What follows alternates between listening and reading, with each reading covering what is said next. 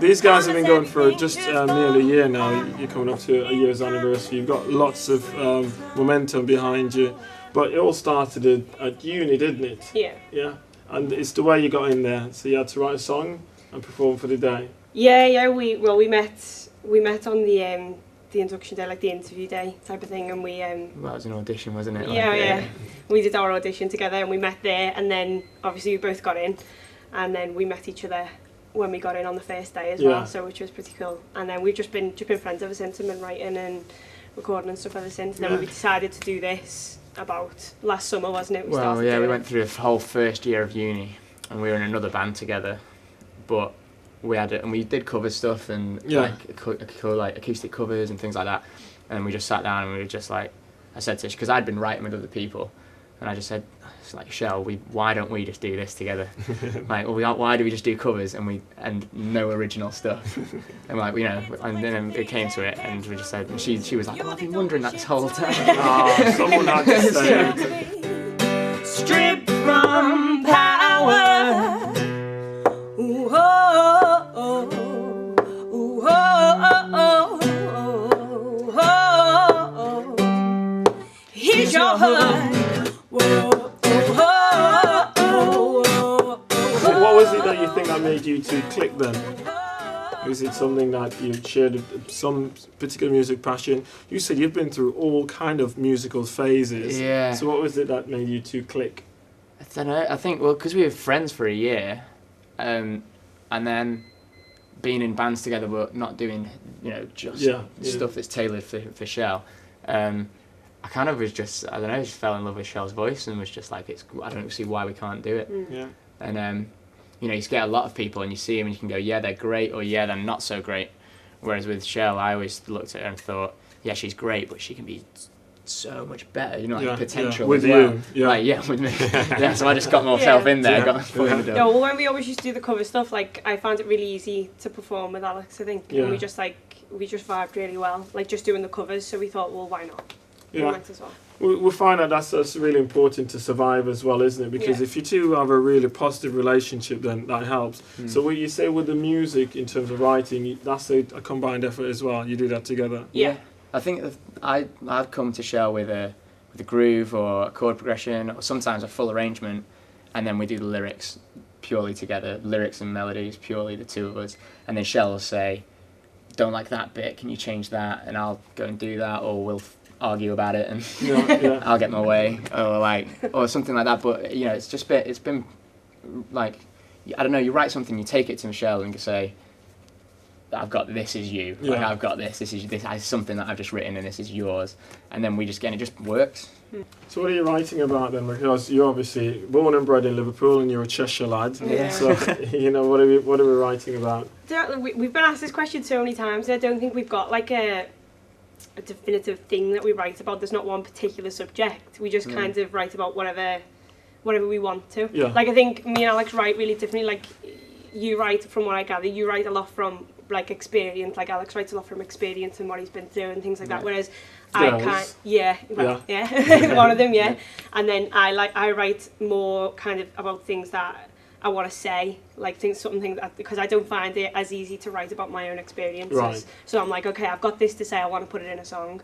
So that makes like our kind of collective of songs like really different. Right. They're all about completely different things. That's true. Okay. So maybe things that you want to say about girls. Exactly. Well, this is my prize, suffocated by a saturated greed. How can it survive if it can't breathe? I can't breathe. Well, this is my prize. Whoa, oh, oh, oh. So what's been the experience like when you've been out there gigging? Like you mentioned before that you did a really good gig recently with the likes of Jeremiah Ferrari in Crewe. Yeah. So what's been the experience taking it out of the uni scene? Brilliant. Yeah, it's been good. It's been great. It's been loads of fun. I think I have a lot of fun performing with this band. Right. I don't know why. I think it's just because everything kind of just fits together really well. Yeah, it just really works. I mean, we live with our drummer. The other two are our best friends as well. Right. And we're all really, so it just really works. So it's not like you're gigging and going, got to do this gig and just play and do one. Yeah, yeah. It's like, oh, we've got a gig. This is going to be a laugh. And like when we went down and played with Jeremiah Ferrari, they absolutely loved it. Like we chatted to them afterwards because we thought they were great. So they said, oh yeah, we loved your set. Really vibed off it. And then like the first gig, everyone came up to us afterwards like, oh, I thought it was great. So it's really great to like have such good feedback from something that's so fun. Yeah, and it's not very often on like your first gig you have that much fun on stage because you know it's your first gig, you're dead nervous, something's going to go wrong, and but it was that first gig was really good. We supported a band called Coffee and Cakes for Funerals, a Liverpool band, and it was just in like a small place called Corova in Liverpool, and it was just an awesome gig. It was packed out, and it was a really, really cool gig. I suppose you have the pressure of being from Liverpool and being a Liverpool band that always comes up all the time as well. So many comparisons. So have you had any downsides then? Because there's a lot of pressures on you guys performing.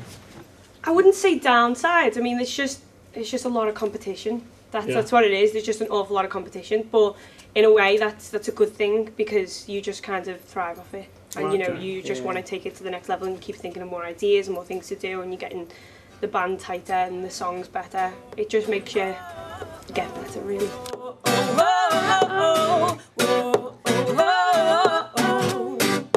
Here's your heart.